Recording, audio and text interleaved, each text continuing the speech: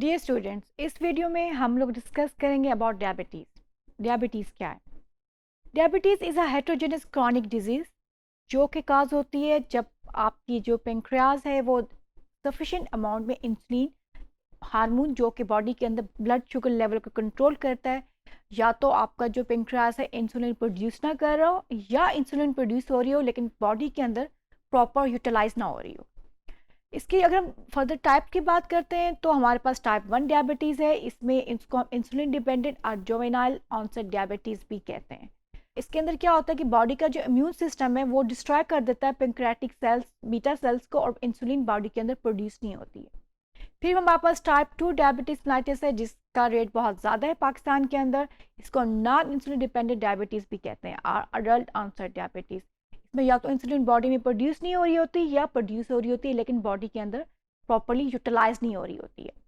फिर हमारे पास जो टाइप 2 डायबिटीज़ है, इसमें क्या होता है जो आपका पेनक्रियास है वो लूज कर देता है एबिलिटी को to produce insulin, and mostly ये स्ट्राइक करती है ओल्डर पीपल और बीस पीपल जो कि ओवरवेट होते हैं।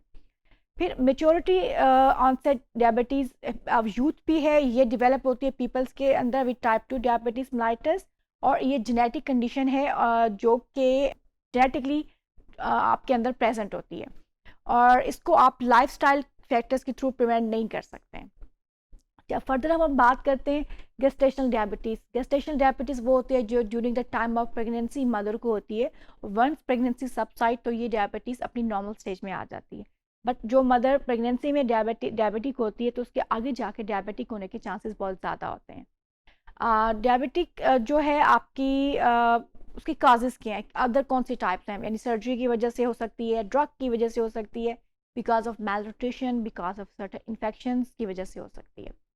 अच्छा, अब फर्दर अगर हम बात करते हैं टॉलरेंस इम्पेयर्ड फास्टिंग ग्लूकोज जो कि रिवर्सेबल प्री डायबिटिक कंडीशन है, या टॉलरेंस इम्पेयर फास्टिंग ग्लूकोज जो कि आईजीटी जिसमें आपका जो ब्लड शुगर लेवल है वो एलिवेट हो जाता है बिटवीन 140 से 199 मिलीग्राम पर decilitre after 2 hour of oral glucose tolerance test.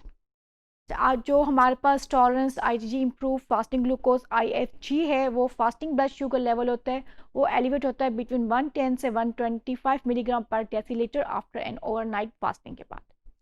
अच्छा, ये तो जनरल ओवरव्यू था डायबिटीज़ का। अब इसके रिस्क फैक्टर्स क्या हैं डायबिटीज़ के? आपके फैमिली हिस्ट्री, स्मोकिंग, अल्कोहल का यूज़, बेसिटी, अगर आपके बीएमआई बहुत ज़्यादा है, if you are suffering from any hypertension, और आपके गेस्टेशनल डायबिटिक कंडीशन जो है जो कि बाद में डायबिटिक काज कर सकती है। आईजीटी और आईएफजी कंडीशंस भी रिस्पॉन्सिबल हैं। पाकिस्तान के अंदर जो लेटेस्ट सर्वे हुआ है इन 2020, उस जो हमारे पास डेटा अवेलेबल है उसमें ये जो हमारे पास डायबिटीज़ की प्रेवलेंस है वो ऑलमोस्ट 17.1% है, और जो कि एक हमारी जो लार्ज पोर्शन ऑफ पॉपुलेशन का जो पोर्शन है वो सफ़र कर रही है फ्रॉम डायबिटीज़, और डायबिटीज़ जो है उनको लॉन्ग टर्म कॉम्प्लिकेशंस काज करती है।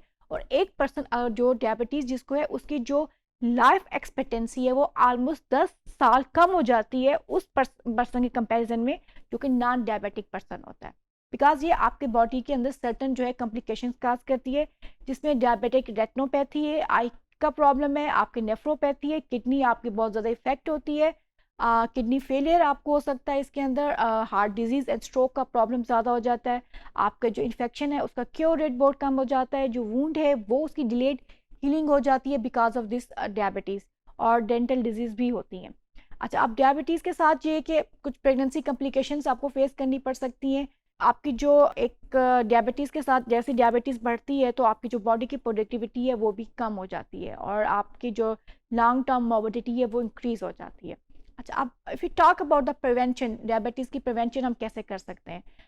Bye maintaining healthy body weight. अगर आपका बीएमआई नॉर्मल रेंज में रहता है तो अपने आप को आप प्रोटेक्ट कर सकते हैं फ्रॉम डायबिटीज़ के थ्रू।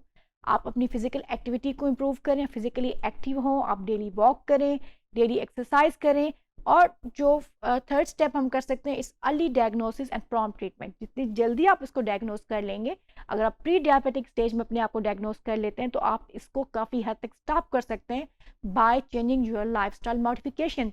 लाइफस्टाइल मॉडिफिकेशन के थ्रू, बाय डाइटरी इंटरवेंशन के थ्रू आप उसको प्री डायबिटिक स्टेज में कंट्रोल कर सकते हैं bye early diagnosis and screening. फिर ये कि इसके अलावा जो है फर्दर जो हमारे पास आज इसकी प्रिवेंशन है कि ये जो है ब्लड वेसल्स को भी डैमेज करती है, लिहाजा अगर इसकी अर्ली स्क्रीनिंग हो जाएगी तो आप इसकी इतनी ज़्यादा आपको कॉम्प्लिकेशन नहीं होंगी। टोबैको स्मोकिंग इस मेन काज है डायबिटीज़ का। टोबैको अगर आप स्मोकिंग स्टॉप कर देंगे तो भी आपकी जो डायबिटीज़ है वो काफ़ी हद तक इम्प्रूव हो सकती है।